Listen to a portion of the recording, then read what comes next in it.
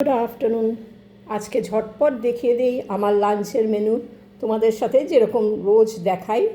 তো এই দেখো, এটা হয়েছে উচ্ছে আর আলু সেদ্ধ একসাথে ঘি দিয়ে মাখা আছে। তো ঘি দিয়ে গরম ভাতের সাথে উচ্ছে, এখন তো উচ্ছে খাওয়াটা খুবই দরকার, সেই জন্য আলু দিয়ে উচ্ছে একসাথে ঘি দিয়ে মেখে রেখেছি, এটা খাওয়া হবে। তারপরে আছে সজনে ডাঁটা আলু দিয়ে চচ্চড়ি সর্ষে দিয়ে। তারপরে এইটা না আমি এখনও করিনি, এটা গরম গরম ভাত যখন খেতে বসবো তার ঠিক আগে করব। নারকেল কোড়া আছে, এর মধ্যে পেঁয়াজ ধনেপাতা কুচি লঙ্কা কুচিয়ে একটু বড়া করব।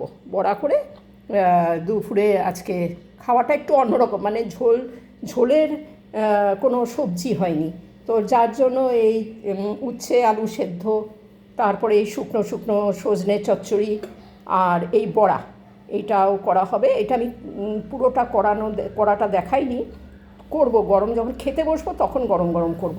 এখন করলে তো ঠান্ডা হয়ে যাবে, ভিডিও করতে গিয়ে ঠান্ডা হয়ে যাবে, বেকার তোমাদেরকে দেখিয়ে লাভ নেই। সত্যি যেটা আছে সেটাই দেখালাম।